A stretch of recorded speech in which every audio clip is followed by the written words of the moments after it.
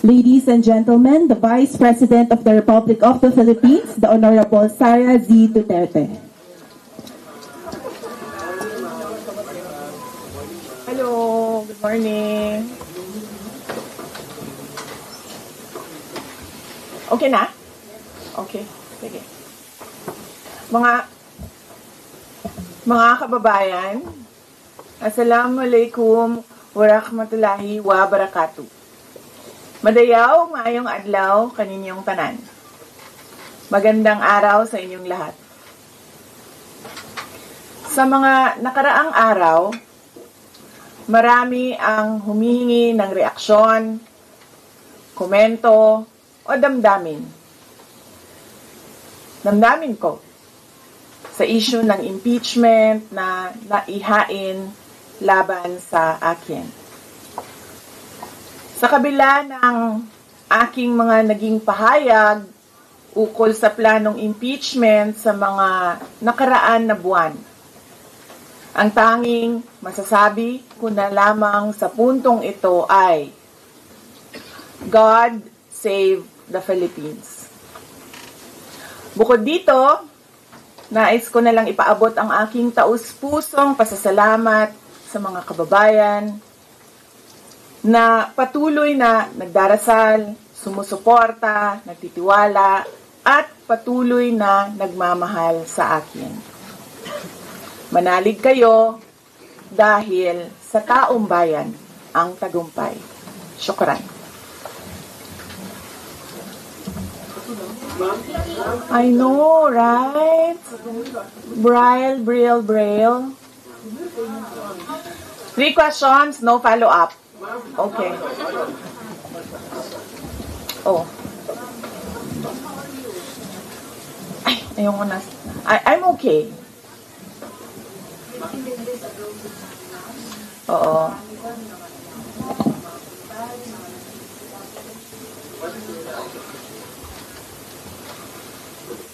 Sabi kasi, ito lang daw basahin ko.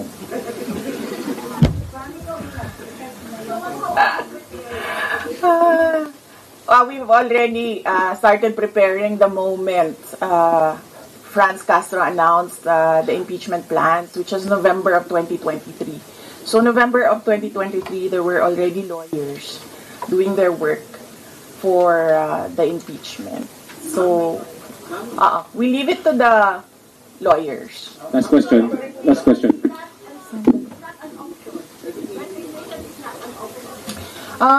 Wala pa tayo doon, ma'am. Masyado pang malayo yung mga ganyan na mga bagay. Nandun pa lang tayo sa pagbabasa ng actually, ma'am, wala pa tayo doon dahil yung mga abogado lang yung nagtatrabaho. Hindi ko talaga alam kung anong ginagawa nila. But I have a meeting with them. Last question, please. Fred. I do not want to answer that question. Next. I do not want to answer that question. Yes, ma'am.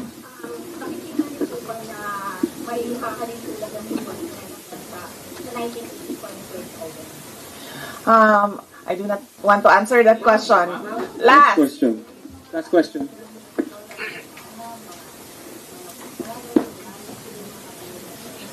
Paniwala ko lang, no, if you have to explain or defend your signature in a yes petition for impeachment, then you feel that you have done something wrong. Kasi kung wala ka namang ginawang mali, bakit mo i-defend yung pirma mo? So yun yung paniwala ko. Ma'am, naniniwala po ba kayo na may gumalaw po for the impeachment? May gumalaw po na parang I do not want to answer that question yet.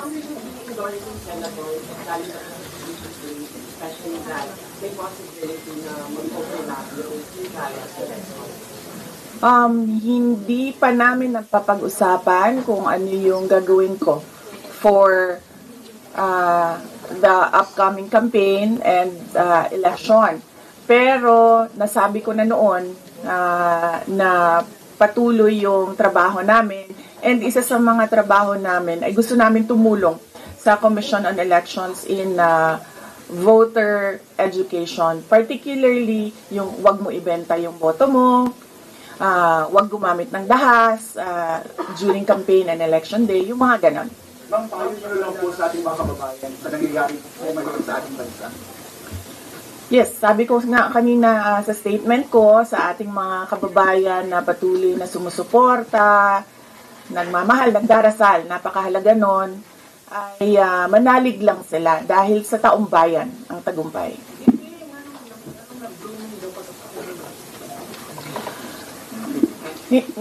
Nanong na akadiri sa Manila na taga Davao man ka? Thank you, OVP Media. Yes, sir.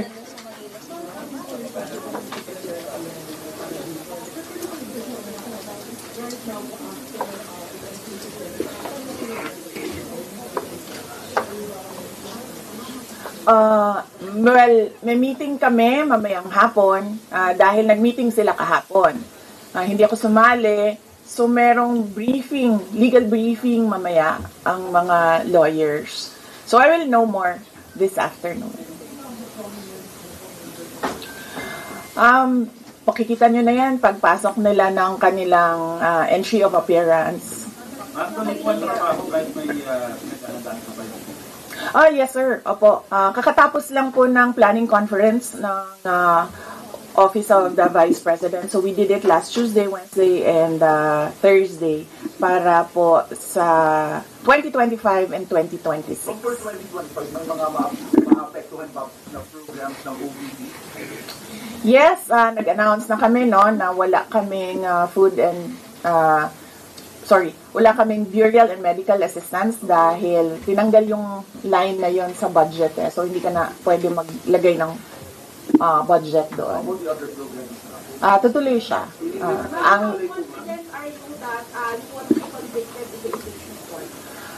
Wala pa tayo, masyadong pang malayo yan, ma'am. Wala pa tayo, hindi pa natin inaano yan. Final question, ina-assess ngayon. Final question. Nagtanong ka na ba? Kanina? Sige. Final question, Lance.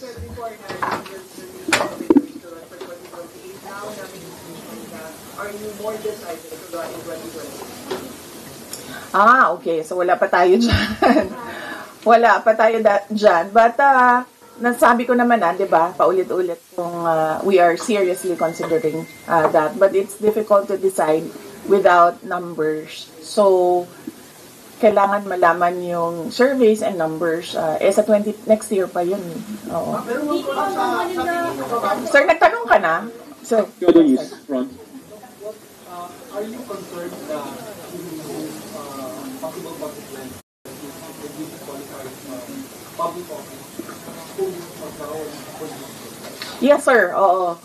Alam ko po yung penalties ng impeachment. And the moment na nag-resign ako sa Department of Education, before ako nag-resign sa Department of Education, pinag-isipan ko na lahat yan.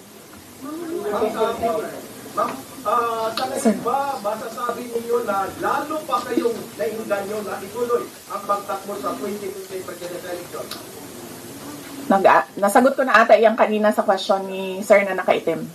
Sir. Ma'am, number one in the articles of impeachment was the assassination threat to the president. Did you get it? I did not make an assassination threat to the president. Sila lang nagsasabi niyan. Sila lang nagsasabi may assassination. Sila nagsasabi may assassin, may gunman. Next po, GDB. Not say that. Sola. Confident kayo sa numbers na sabi mo, hindi kayo confident. And nagkakataon na, ngayon sa Senate, he said na parang meron kayo confidence sa mga senador. So, ngayon, how do you feel about that? Do you feel so confident with the numbers? Sandali, mama. Kailan ko sinabi yun may confidence ako sa numbers sa Senate? Ano exact na sinabi ko? Sorry I cannot remember the exact words that I used.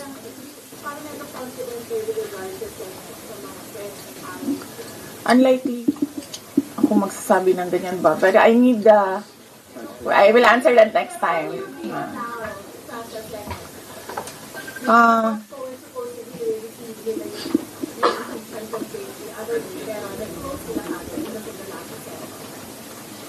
Well, that is their prerogative as a body, no? So, we have to respect the Senate kung ano yung desisyon nila. Dahil sila yung mga nandoon sa loob. We haven't talked. I have not talked to my friends in the Senate. Wala. Last question, please. Bakit? Sabi daw po niya po impeachment daw po. Bakit kaya? Maybe we should ask. Maybe we should ask her first.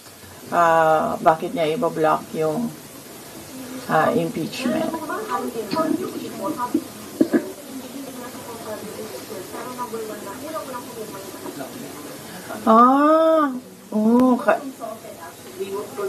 Kasi sabi, ito lang daw basahin ko. Yan, ang daming nagbabantay sa gilid. Wala pa. But nagpadala ako ng message through sa kanyang assistant and sinabi ko na ano ba sinabi ko? Hindi ko maalala. I think I said everything will be all right. Yun ata ang sinabi ko. His reply was a song. MacArthur's Park. So, nagpadala siya ng video na kumakanta siya. Hindi ko pa nabasa, ma'am, yung complaint, but I understand lahat ng mga complaints na na-file sa House of Representatives nabasa na ng mga lawyers.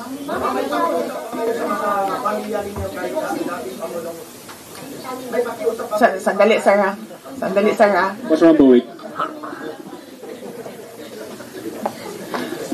Ang preparation, challenges sa preparations, well, so far wala naman. Wala naman kaming lang kami, na-overwhelm kami kasi ang daming mga lawyers na nag-signify na tutulong sila sa defense. So, ngayon ay pinag-uusapan on how to go about it na makuha lahat ng kanilang commitment of support at makatulong din sila sa pag-iisip kung ano yung gagawin sa defense. Harleen Delgado, ABS-CBN. Harleen, ABS. Nagtanong ka na, ma'am? Wala pa, ma'am. Sige, ma'am.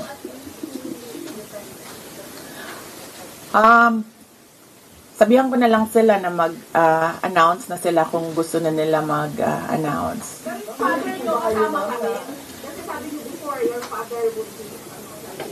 Well, he is welcome. He is a lawyer. So he is welcome to give his advice, input in the defense.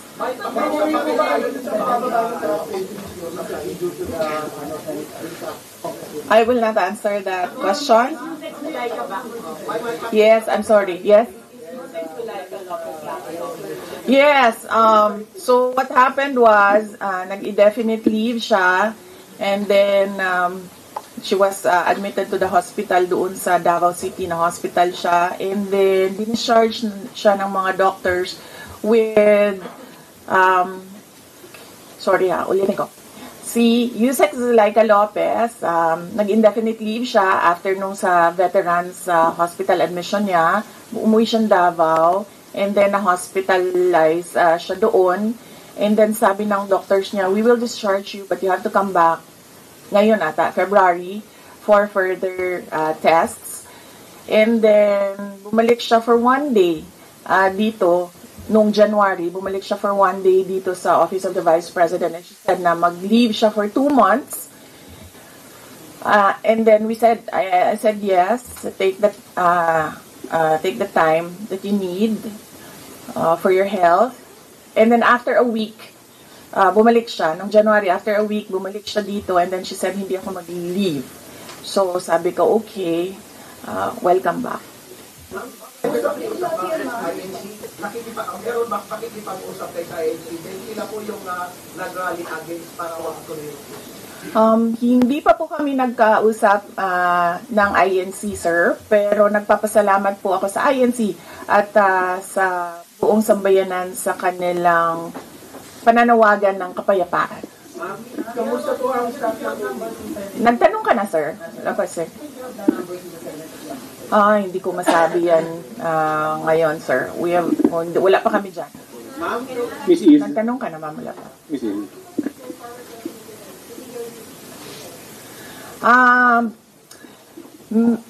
He will, maybe if he wants to, he can be part of the defense team. But because of his age and because of rigorous preparations in an impeachment case, baka sabihin ko sa kanya na wag na lang siyang mag-lead dahil medyo may edad na si former President Rodrigo Duterte. He's already 80 years old this year. kamusta po ang staff ng OBP after they heard about the ano po naramdaman po nila na they were interested? Ano po naramdaman ng staff ng OBP? Are they sad? Are they worried po ba na? Hindi ko alam, pinagtatawanan lang nila ako dito sa gilid kasi hindi daw ako sumunod. Sabi, basahin lang daw talaga ito. Ha? Okay. Kung pwede namang hindi, and I understand, pwede naman. Hindi na. Oo. Kasi baka ma-intimidate lang sila lahat sa presence ko doon. May mga plano po ba kayo para itulak ang pag-audit, lalo na po sa mga pagkonsita natin na ginagamit ang pera o pondo ng gobyerno para pagdakto pag-agad? Hindi ko naman nasagutin yung tanong na yan ngayon, ma'am. Doon muna tayo sa God Save the Philippines. Mika, Reuters. Or encourage your supporters to take the street to rally? Sa panahon ngayon, ma'am, na sobrang mahal ng presyo ng mga bilihin, lalong-lalo na ng pagkain, sasabihin ko sa mga supporters sa taong bayan na unahin muna nila ang trabaho and negosyo nila kesa sa mag-rally sila sa mga daan. Dahil marami o lahat tayo breadwinners. So merong mga bata or merong mga kapamilya na nagdidepende sa atin. At tayo naman ang social media capital ng buong mundo. Kung gusto talaga nilang magsalita at tumulong, doon na lang sila sa social media kung saan nakakatrabaho pa rin sila. Pero nagagawa nila kung ano yung nararamdaman nila na gusto nilang gawin. At yun ay magsalita at marinig sila ng taong bayan at ng mundo. Mika Flores, Reuters. Are you not confident that you have enough support among Hindi ko pa naisip yan, sir. I've not counted numbers of votes in the Senate, so we are not there yet. We are still, the legal team is still in the preparation of the defense and what we will do moving forward.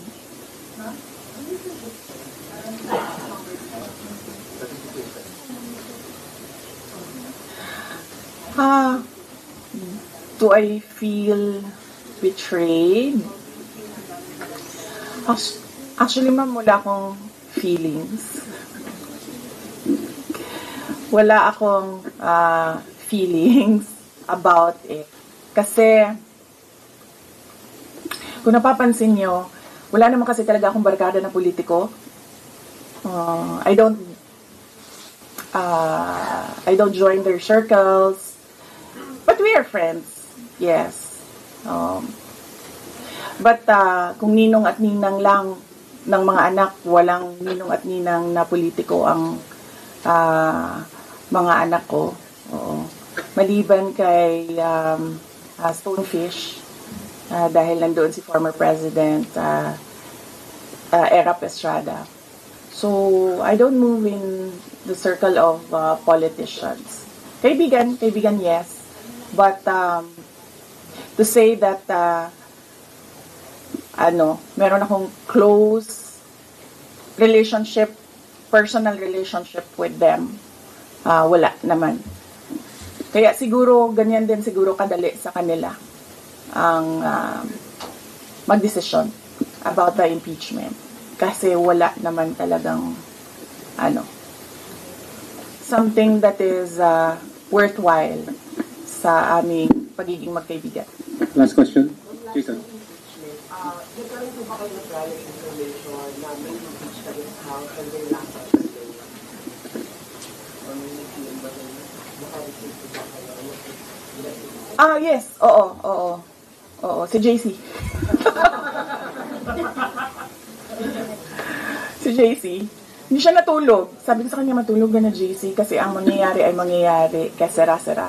Diba? Comment ko lang po, ma'am. Alam ko matagal na ito. Yes. Second po, any update sa security details natin ang tuloy po ba yung pag-try po natin? Okay, hindi ko nasasagutin yan, ha. Dun lang tayo sa God Save the Philippines. Ma'am, Okay. last na lang po ma'am from my end. Ma'am, you said God save the Philippines. Gaano na po kalala ang problema ng Pilipinas ever since na nagkaroon ng issue sa impeachment nito? Parang, na-explain yung process sa Pilipinas ngayon bakit nila impeachment?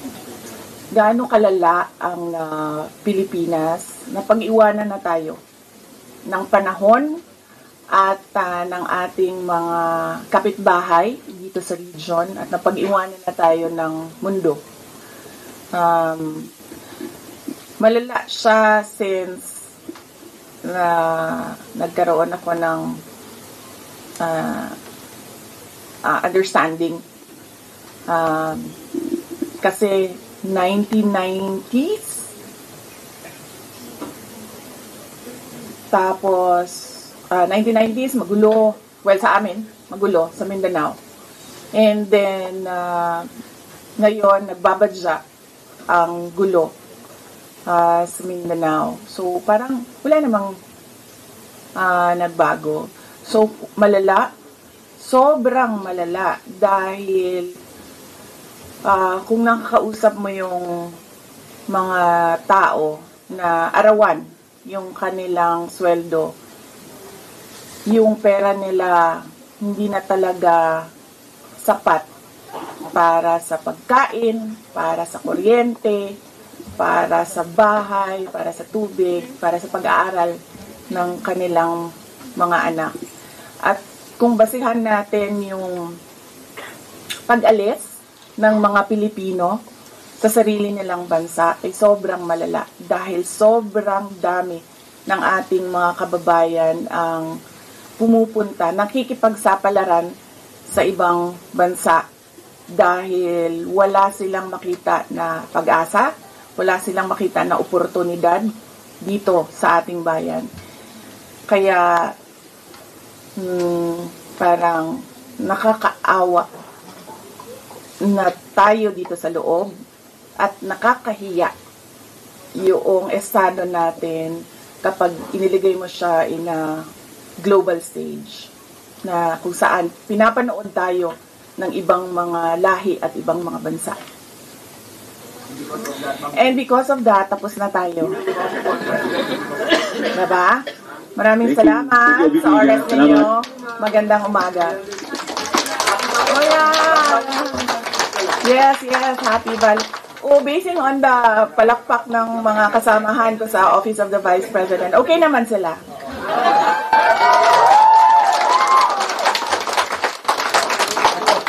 At mga Lenny supporters pa yan, ha? Tingnan mo, pero pumapalakpak sila sa akin. No, Valentine's? Yes, Valentine's. Alam nyo, mas masakit pa ang maiwanan ng boyfriend o girlfriend kesa ma-impeach ka ng House of Representatives.